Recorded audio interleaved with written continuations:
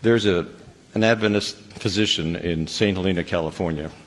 Her name is Dr. Arlene Taylor. If you want to write that name down in the back of your bulletin, take a look at her website.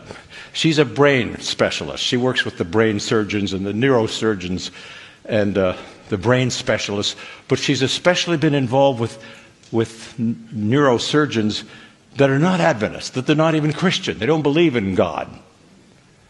And they've discovered something very unique. Jeannie actually went and heard her, did a powerful research about the brain, and I've gone to her website, communicated with her. She reports about these non-believer brain surgeons and specialists who are now doing laboratory experiments on, are you ready for this? Prayer. Now, I took chaplaincy at Loma Linda and so forth, and I know that the hospital doctors and surgeons, they're always happier when an imam or a bishop or a priest or a minister or a person will come in and have prayer with the patient before surgery. They couldn't understand it, they don't understand it, but they know that prayer makes things go better for the patient and the family.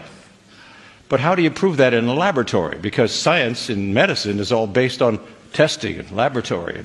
You know, you've got certain drugs, you take some of the real thing and the others are placebo, right? And then they decide which ones to put on the market. How do you test prayer in a laboratory? You know, Ellen White says something about this. She says that when we pray, the brain emits electrical impulses.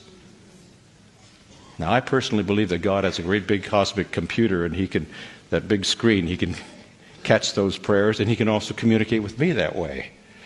But scientists now, Dr. Taylor says this, in blind studies, they have put these electrodes on your head so that when you pray for someone who's in intensive care in the Orlando hospital, maybe they're even semi-conscious, they don't even know. They don't know about this and you don't know. But when you pray a prayer for anyone, the instant you pray, something happens in the brain of that person you're praying for. That's scientific evidence now that they don't even want to go there because they don't understand this. It's something spooky. It's something mysterious. But there's power in prayer. And we're not praying anymore.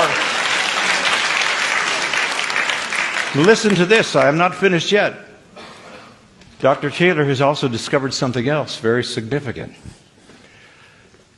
And that has to do with reading something spiritual, devotional. These brain specialists, and again, they're not Christian, they have no orientation with biblical, and they don't understand this. It's spooky. But they have discovered when a person reads something devotional for just 12 minutes every single day out loud. You're not ready for this. And especially different kinds of prayer that are praise and so forth. They can actually change the brain cells, and that does amazing things. But reading something devotional or spiritual for just 12 minutes out loud every day, are you ready for this? Can actually reverse dementia and possibly impact Alzheimer's. This is science now, and they don't understand this.